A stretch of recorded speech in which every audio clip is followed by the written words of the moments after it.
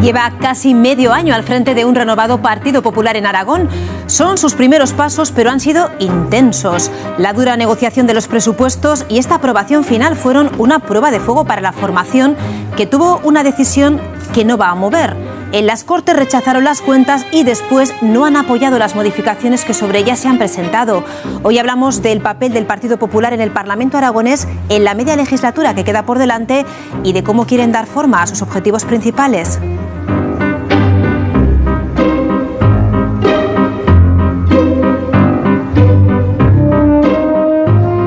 Y lo hacemos justo cuando está a punto de comenzar en Zaragoza la Unión Intermunicipal del Partido Popular. Es una cita que comienza hoy, se inaugura a las 11 de la mañana y que mañana clausura Rajoy. Para hablar de ella y también del curso político que comienza, nos acompaña ya en plató Luis María Beamonte. ¿Qué tal, Pablo? Buenos días. ¿Qué tal, Pilar? Buenos días a todos. Y un curso político que al menos se presume intenso y del que vamos a hablar en los próximos minutos. Lo más inmediato, más allá de la intermunicipal, el debate sobre el estado de la comunidad de la próxima semana. Una buena ocasión, por tanto, para tomar el pulso a la comunidad, para saber cómo estamos. Luis María Beamonte, ¿qué tal? Buenos días. ¿Qué tal? Muy buenos días. ¿Qué tal está? Pues muy bien, aquí esperando a empezar la jornada que hoy nos toca aquí en la ciudad de Zaragoza, a que van a asistir pues diferentes dirigentes del Partido Popular de Aragón, diferentes dirigentes también de lo que es la estructura nacional, y preparados para pasar un par de jornadas de reflexión sobre algo tan bonito que a mí personalmente me encanta, que es la vida municipal. ¿Qué es lo municipal? Usted es alcalde de Tarazona, en este sentido me imagino que satisfecho con su equipo de fútbol, ¿no? Bueno, siempre queda ese pequeño mal gusto, ¿no?, de fallar ese penalti y no haber pasado la clasificación. Formentera, en la Copa del Rey, un equipo superior y solo por los penaltis no se consiguió pasar. Bueno, lo importante es que el fútbol también es un elemento importante de cohesión y en la ciudad lo está haciendo. Bueno, comentábamos que el curso comienza de forma intensa en lo institucional, también en lo orgánicos. Por ejemplo, Podemos y PSOE están inmersos en un proceso para elegir a sus secretarios generales, pero frente a ellos el Partido Popular, Raquel Fuertes, ya han dado ese camino, ya lo tiene superado, lo ha aprobado. Ya ha renovado toda su estructura orgánica, la regional y también las provinciales. De hecho, lo hizo antes del verano. El 25 de marzo, el Partido Popular en Aragón celebró su 18 congreso. Allí, Luis María Beamonte fue elegido presidente del Partido Popular en Aragón. Lo fue con el 98% de los votos en aquel momento. Después se renovaron las estructuras provinciales, primero la de Zaragoza, después la de Huesca y ya por último la de Teruel. Y a partir de ese momento, ¿cuáles son las grandes áreas de trabajo? 4 líneas fundamentales, nos dice el Partido Popular, que está impulsando y en las que está trabajando.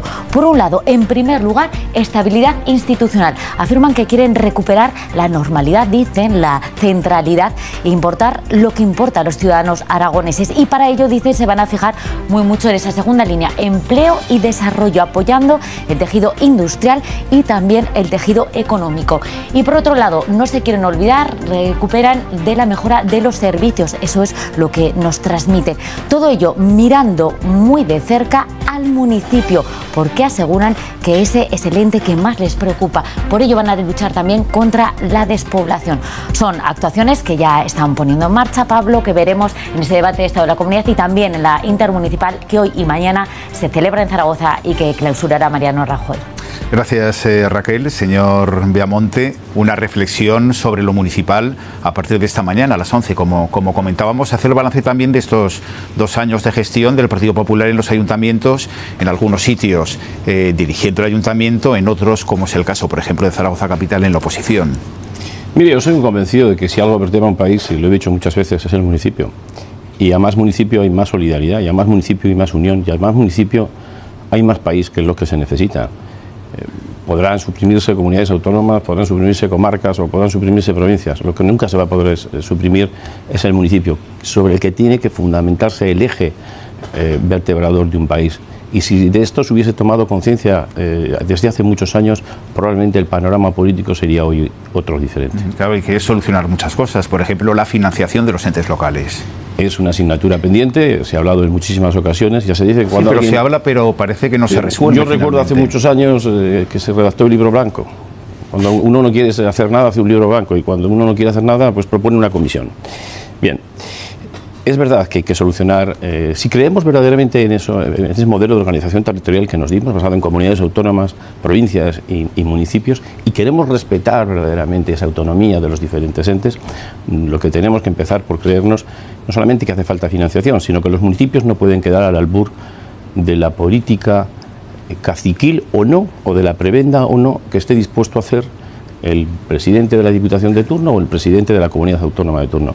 La suficiencia financiera es una realidad de los municipios y tenemos que tomárnoslo bien en serio, entre otras cosas porque, como lo voy a decir, es el verdadero eje de vertebración de un país.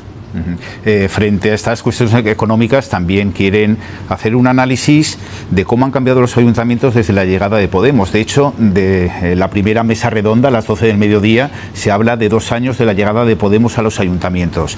¿Cuál es la visión que tienen, teniendo en cuenta que aquí en Zaragoza, por ejemplo, no está Podemos, tampoco en Huesca, pero sí familia ideológica de esta formación política? Bueno, pues los ciudadanos seguro que tienen una idea muy generada sobre la realidad de los diferentes gobiernos, de la izquierda más radical en instituciones importantes, en entidades locales importantes, y es la del sobresalto, la del barullo, la de la extravagancia, la del no gobernar para todos, abandonando la normalidad, el diálogo. Bueno, pues esa es la realidad en la que nos hemos encontrado. No es que les haya venido grande, es que gobiernan solamente para los suyos, y ese es el gran problema que tiene la izquierda en muchas ocasiones.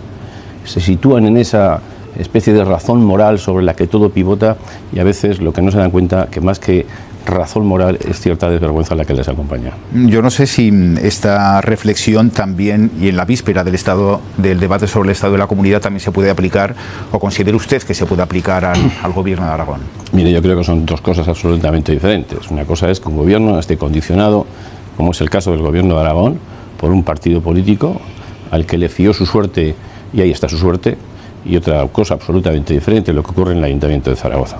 Aunque es cierto que los actores, invirtiendo los papeles, vienen a ser los mismos. Pero quisiera marcar esa diferencia porque creo que es justo.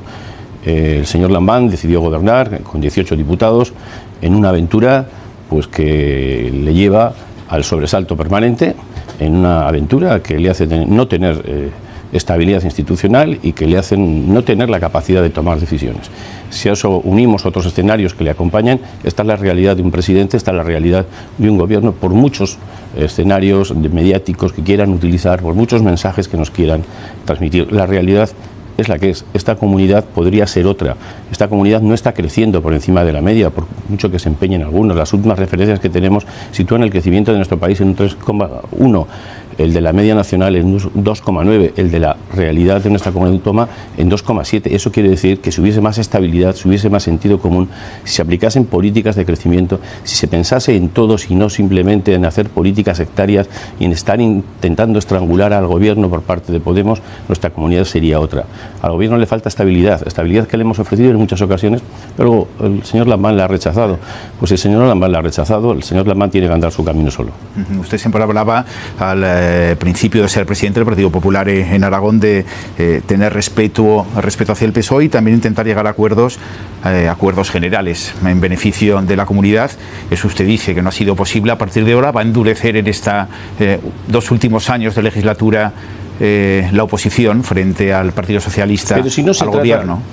Pablo, no se trata de endurecer o no la oposición, se trata de que cumplamos... Sí que al principio tendía la mano y luego ha sido más duro en su función. Claro, porque hay una realidad de falta de estabilidad institucional y por lo tanto de toma de decisiones. Lo que hacemos es ofrecerle al gobierno de Aragón la posibilidad de hablar de los principales temas de nuestra comunidad, de ponernos de acuerdo, de dejarnos todos pelos en la gatera, de hacer las cosas con normalidad, con centralidad, pensando en el interés general. No es el PSOE el que no quiere. El PSOE decide que ande ese camino con Podemos. Y Podemos, pues ya saben lo que pasó en los últimos presupuestos. No es que fuese difícil aprobarlos, es que fue un dolor para el señor Lambán aprobar los presupuestos. El señor Lambán echó mano del Partido Popular para aprobar el techo de gasto. A mí me pidió aprobar el techo de gasto. El Partido Popular, de una manera responsable, se abstuvo para que saliesen adelante el techo de gasto y por lo tanto se pudiesen tramitar los presupuestos. A partir de ahí el PSOE ha intentado utilizar al Partido Popular y quedó bien claro una cosa: el PSOE no iba a utilizar al Partido Popular por dos razones fundamentales. Yo soy presidente de una organización y mi organización se merece un respeto, como yo respeto a la organización del Partido Socialista, pero también se merece un respeto los miles de votantes que depositaron su confianza en el Partido Popular, y eso lo debe entender el señor Lambán. El Partido Popular no es la muletilla del Partido Socialista. El Partido Popular es la primera fuerza en el Parlamento de la Comunidad Autónoma. En ese sentido, hablando de presupuestos, usted ha cumplido lo que prometió en su día, que no apoyaría ninguna modificación presupuestaria. Hombre, mire usted, es que los desbarres del señor Gimeno, del señor Guillén y del señor Lambán, incluso en sede parlamentaria alguno de ellos, diciendo que haríamos un poco menos lo que lo quisieran ellos, mire, nos merecemos un respeto. Y ese respeto es el que el señor Lambán decide pactar con Podemos. Pues el señor Lambán saque su ejercicio presupuestario y la ejecución del mismo con Podemos. Esto es así de sencillo. Nosotros no somos quien tiene que apuntar al PSOE en los momentos que tenga dificultad, y sobre todo cuando tienen la desfachatez y el cinismo de, una vez que les solucionamos el techo de gasto, firmar un documento que está escrito en el que manifiestan que no saldrá adelante ninguna modificación presupuestaria que Podemos no apruebe, y mucho menos con los votos del Partido Popular. Es que hace falta narices para escucharse después de algunos dirigentes políticos que si somos unos irresponsables, que si somos un peligro.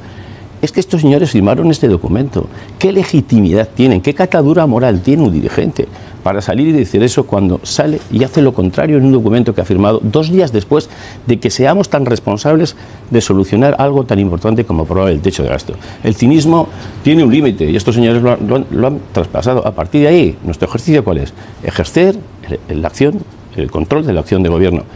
Es nuestra obligación. Y no tenemos por qué hacer dejación de funciones. ¿Y eso está reñido con el diálogo? Ni mucho menos. Pero miren ustedes, si el PSOE no quiere saber nada con el Partido Popular, ¿qué quiere que haga el Partido Popular? ¿Estar pendiente de lo que hace permanentemente con el PSOE? Ni mucho menos. Tenemos que ejercer lo que tenemos que ejercer, y le vuelvo a repetir. El Partido Popular no es la muletilla del Partido Socialista, le debe quedar claro, señor Lambán, y al conjunto del Gobierno de Aragón. Fíjese que en 2 meses tienen que entrar al Parlamento el proyecto de los presupuestos para el año 2018. ¿Cómo adivina ese proceso? ¿Llegarán a tiempo? ¿No llegarán? Porque da la sensación de que todavía no se han comenzado, supongo que sí, a diseñar, pero no a hablar con el resto de las fuerzas políticas, a negociar. Mire, nosotros estaremos, como no puede ser de otra manera, a disposición de la buena voluntad de un diálogo. Estaremos a disposición del entendimiento, de marcar líneas que tengan que ver con el crecimiento, que tengan que ver con los pilares básicos, que tengan que ver con políticas activas, que tengan que ver con la normalidad, que no olviden a los que lo peor lo pasan o más lo necesitan, que puedan dar en un momento determinado solución a esos temas pendientes que quedan en la comunidad autónoma. Si el Gobierno lo desea, el Gobierno nos encontrará. Si el PSOE lo que quiere es otra cosa, el PSOE nos encontrará donde nos tiene que encontrar. Es verdad que hay una diferencia desde el punto de vista ideológico, es verdad que existe una diferencia desde el punto de vista programático, y también hay otra realidad y hay una gran diferencia. Y es que nosotros estamos centrados 100% en la política y otros están dedicados no sé qué tanto por ciento a la vida orgánica y no sé cuánto a la vida pública, y es precisamente quienes gobiernan. ¿Cómo ve todo lo que está ocurriendo en estos momentos en el PSOE de cara a su próximo congreso y a las primarias de octubre? Mire, yo he sido muy respetuoso. Bueno, pero se acaba de decir, ¿no?, que las cuestiones orgánicas están afectando al día a día de los aragoneses. El que quiera negar que en estos momentos las cuestiones orgánicas del Partido Socialista no están afectando a la acción política institucional, pues, el que quiera pensar lo contrario, pues que lo piense, pero la realidad no es esa. Yo lo único que digo es que me parece un poco temerario intentar fiar la suerte de un presidente a su situación, de una comunidad autónoma, al resultado de una situación personal. Yo quisiera que esas cuestiones quedasen bien diferenciadas, y lo digo con todo el respeto del mundo. No me he metido en la vida orgánica del Partido Socialista, no lo he hecho. No he hecho ni una apreciación ni media. Pero la vida orgánica de un partido no puede afectar a la realidad institucional. Y aquí hay indicios suficientes para pensar que está ocurriendo todo lo contrario. Se está hablando mucho últimamente de bicefalia. ¿Usted qué opina al respecto? ¿Considera que el candidato a la presidencia de la comunidad tiene que ser también el secretario general o el presidente de la formación? Mire, yo le puedo hablar lo que ocurre en mi formación. Lo que quieran hacer otras formaciones, para todos los gustos hay hay ejemplos alrededor de lo que son diferentes escenarios de partidos políticos. En el Partido Popular hay un modelo muy claro y muy concreto, es con el que trabajamos, es con el que actuamos. El Partido Socialista decidirá cuál es su camino. El problema es que cuando uno cae en la indefinición permanentemente, lo único que recoge son malos resultados permanentemente. Y yo al Partido Socialista lo que le aconsejaría es que aclare de una vez por todas su modelo y que se centre en lo que se tiene que centrar, que es el interés general de todos los aragoneses, de todos los españoles. Al poco salir de este plató, usted tendrá que ir a la intermunicipal del Partido Popular. Mañana va a ser clausurada por Mariano Rajoy, en un momento muy complejo para este país. En un momento muy complejo para este país, con un problema importantísimo. Y yo esta mañana pensaba, un número de diputados de un Parlamento autonómico, en este caso el Parlamento catalán, no pueden hacer saltar por los aires la arquitectura legal y constitucional de un Estado. Pero qué locura es esta, qué desastre es este. Pero es que esto es un golpe de Estado, es un golpe a la democracia, es un sinsentido. Y el Estado tiene que actuar con todas las armas que tiene a su alrededor, con todos los elementos que tiene. Eso sí, de manera proporcional y con normalidad, pero con determinación. Y yo confío plenamente en el Gobierno y confío plenamente en Mariano Rajoy lo va a hacer así, y confío plenamente también que el Partido Socialista, que Ciudadanos y que alguna otra formación va a saber estar a la altura de las circunstancias como están demostrando en estos momentos. Lo tenemos que dejar aquí, pero dígame qué es lo que más le preocupa en estos momentos de esta comunidad autónoma de Aragón. Hablábamos de esa gran preocupación nacional. ¿Cuál es su máxima preocupación para con Aragón y por tanto con los aragoneses? Mire, me preocupan dos cosas. Por un lado, la estabilidad y la solvencia que tenga la vida política en nuestra comunidad, y por otro lado, y no cabe ninguna duda, solucionar el problema de los 68.000 desempleados que tiene nuestra comunidad. A partir de ahí, ya puede imaginar, si se dan políticas de crecimiento, se asegura el estado de bienestar. Si hay políticas de crecimiento, si se bajan los impuestos, si se suben los salarios, se crean bolsas de disposición y por lo tanto elementos de consumo y de bajando los impuestos puede haber más dinero para poder invertir. Señor Lambao, hace unos días de la necesidad de subir los salarios, ya lo hablaron también los sindicatos, ya lo habló también el Gobierno. Si eso se produce, y esto viene unido también a un esfuerzo que tiene que hacer la comunidad autónoma de bajar los impuestos, se crea una bolsa de disposición. Lo que le estaba diciendo, esa bolsa de disposición permite consumir, y cuando se permite consumir, se permite reactivar la economía y por lo tanto mayores ingresos públicos y por lo tanto también mayor aseguramiento del estado de bienestar. Esto es algo que no es ninguna invención, que es algo que es público y notorio, que está comprobado, que se ha hecho en muchas ocasiones y que es el momento de hacerlo también. Señor Beamonte, que vaya bien estos 2 días de intenso trabajo. Gracias por acompañarnos y buenos días. Muy buenos días.